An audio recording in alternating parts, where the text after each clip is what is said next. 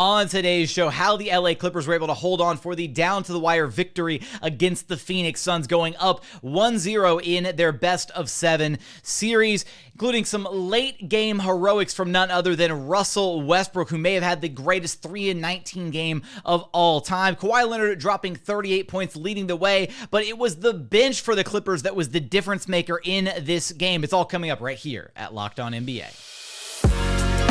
You are Locked On NBA, your daily NBA podcast. Part of the Locked On Podcast Network, your team every day. What's up and welcome to another edition of Locked On NBA, the biggest stories with the local experts. I'm your host, Jackson Gatlin, also host of Locked On Rockets right here on the Locked On Podcast Network. Now, today's episode is brought to you by Prize Picks.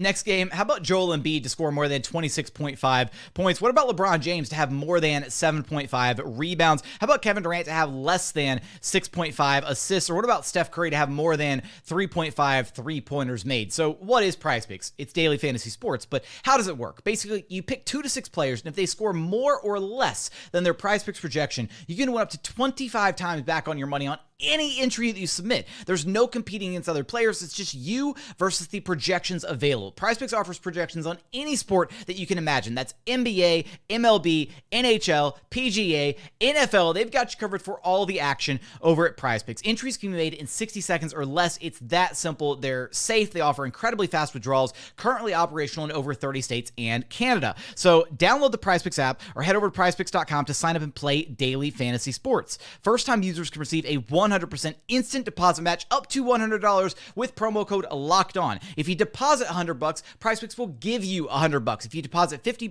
PrizePicks will give you $50. So don't forget to enter promo code LOCKEDON at sign up for an instant deposit match up to $100. Joining us now is the host of Locked On Clippers, Darian Vaziri, who can track down wherever you listen to your podcasts and on YouTube. Just search Locked On Clippers. And Darian, the LA Clippers get the intense, down-to-the-wire 115-110 Game 1 win against Devin Booker, Kevin Durant, and the Phoenix Suns. And man, was this game insane. Arguably the best game one of all the game ones from this opening NBA playoff weekend. I mean, you know what? I'm gonna let you steer the bus here because I honestly can't decide what was more important in this game: the 38 points that the Clippers got from Kawhi Leonard, or quite possibly the greatest 3 of 19 performance of all time by Russell Westbrook. Which, if you had to hand the MVP trophy from this game to one of those two guys, who are you picking and why? Wow, that's such a tough question. I think, you know what, as much as I want to give it to Russ, I got to go with Kawhi Leonard just because I kept saying before the series, he needs to be the best player in the series for us to win.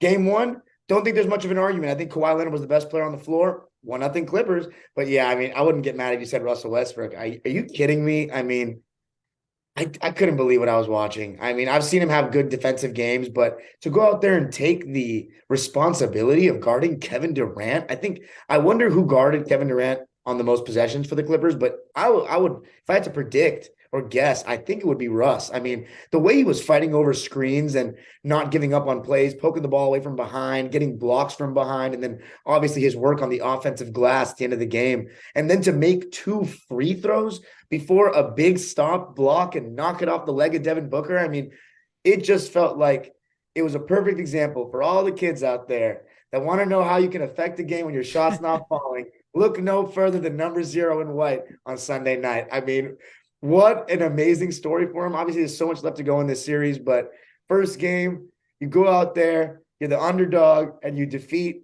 KD in your first playoff game against them. Clippers have home court now. It's an amazing feeling. Yeah, well, first off, Russ always had that little extra juice whenever he's up, going up against KD. So that, maybe it gives Russ a little bit of an edge possibly in this matchup. I feel like this game, Darian, is almost like the duality of Russ, right? Where you see like a lot of the bad, right? The 3 of 19 shooting. He had the 3-pointer with like 30 seconds to go in the game, and you're probably like in your head, you're thinking, no, why are you taking that 3? And then misses the 3-pointer. But he had, again, all those clutch offensive rebounds down the stretch of this game, iced the 2 free throws to make it a full-blown one-possession game.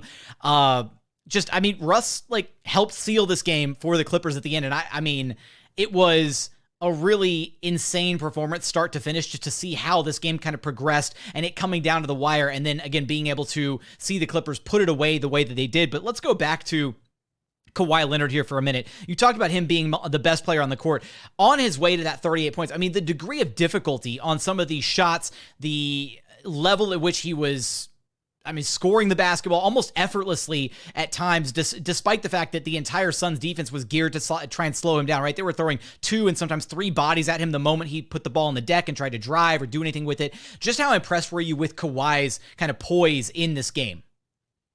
This is Kawhi Leonard. This is what he does. This is the reason why I thought for a second July 5th, 2019 was the second best day of my life for a second when we got Kawhi Leonard, because I really felt like the championship was there. Like, we're going to win a championship with him. Now, obviously, we haven't been able to do that yet, but this is now the third time we're seeing playoff Kawhi as a Clipper. But if we're being, second time we're seeing it in real full-blown playoff basketball. The bubble was something we'll never experience again, hopefully. And it was different. And just seeing Kawhi Leonard within a hostile environment, having that poise, being able to make shots when no one else is hitting them, that's what a superstar does. And, he's going to have to carry the weight that without Paul George, his co-star. And he passed with flying colors in game 1. As far as the degree of difficulty on his shots, I think when he was seeing extra bodies, I think there were times where he was really making the right play, kicking it out, trusting his teammates. Eric Gordon, 19 points tonight.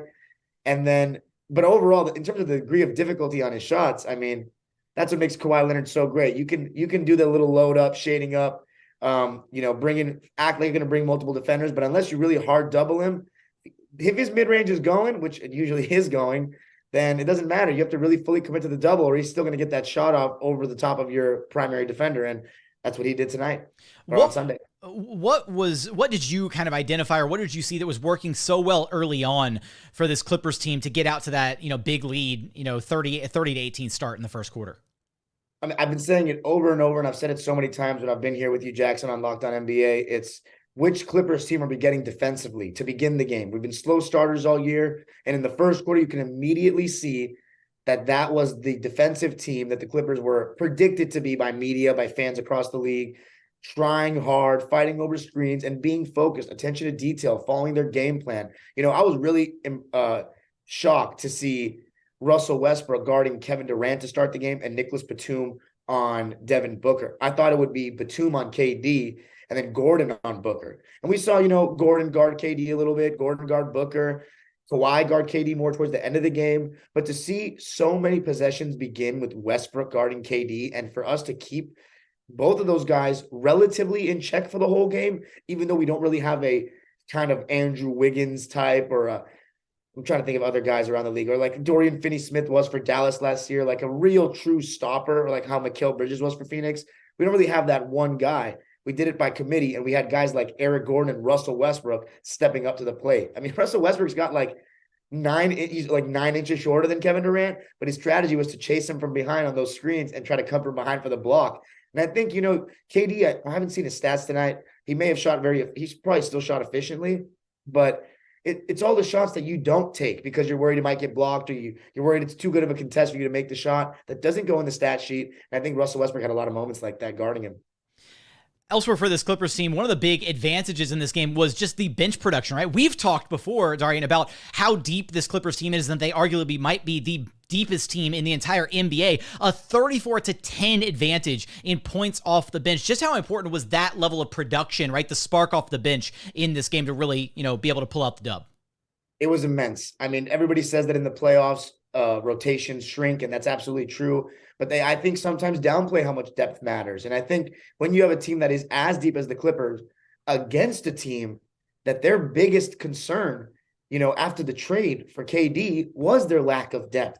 They don't have a very good bench, at least compared to the Clippers, they don't. And especially with Campaign out. I thought Campaign 2 years ago, he gave us a ton of problems in the first 2 games. He's good in the pick and roll. He's fast, gives them a little bit more pace. For him to not play, I think, was an under-talked about aspect of this series because Paul George is out. So no one's talking about, Campaign's missing game 1, but they really missed him, in my opinion. And I think that, obviously the bench of the Clippers is going to be better than Phoenix. The disparity you mentioned, it's great to hear. And I think the really crucial stretch of the game was in the second half when the Suns made their push and went up 6 with the starters. I was looking at my family, was watching the game with my uncle and my dad, and I said, we're going to have to come back when KD or Booker goes to the bench and they bring some of their bench guys in, and then we bring some of our bench guys in. That's the period where we need to tie the game or maybe even take the lead, just swing the momentum back our way. And I thought that Terrence Mann, Bones Highland even, in terms of everybody saying he's going to get targeted in the pick and roll, well, they did try it. And, there was one time where Bones got a steal. Probably should have gotten a foul call on the other end when Booker hit him in the face. But overall, Bones didn't get abused like that. His minutes were overwhelmingly positive. And then I thought Mason Plumlee also gave the Clippers some really solid minutes as well. Norman Powell, his jumper came back in this one. He's been great the last 3 games.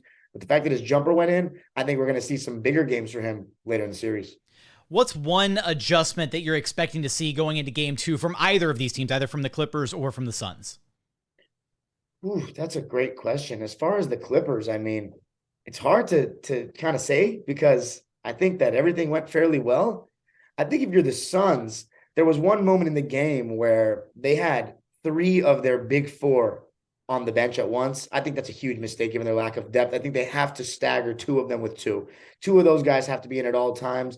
I think DeAndre Ayton, I've said this for a long time, I don't expect it to change, but I think that DeAndre Ayton, I think throughout a game, you can get him some more touches in a one-on-one situation to try to get him going. I feel like throughout the game, they just kind of use him as just a pick and roll guy, and minutes can go by without him really getting shots. And I think, there's a level of he needs to be more aggressive. Everybody has been talking about Ayton and his lack of assertiveness throughout the years or whatnot. But I think that making him more of a concerted effort to give him the ball throughout the game may make him better overall, big picture. But I think a small adjustment I would say, besides that, leaving 2 of the big 4 in at all times, is KD needs to be a little more aggressive. The guy is as good as it gets when it comes to scoring and that has ever played. 7 for 15 from the field. 15 shots. Okay, cool by me. You can shoot efficiently. If you only shoot 15 shots, I'll live with that all day because it feels like KD coming to this new team, he doesn't want to step on anybody's toes or whatnot. Look at the last play. They're down by 3. They go to Booker. You got one of the best contested 3-point shooters in the game's history that can shoot over guys that can contest isn't even there. They give the ball to Booker. I think it's a little bit of a sign of respect, personally, from the Suns. So I would say get KD 20 shots and see what happens. How will Phoenix respond in game 2 of this series? Can Kawhi keep up his production over the course of the rest of this series? Of course, you'll have us covered for all of that and more over at Locked On Clippers. But Darian, appreciate you stopping by Locked On NBA with me. Anytime.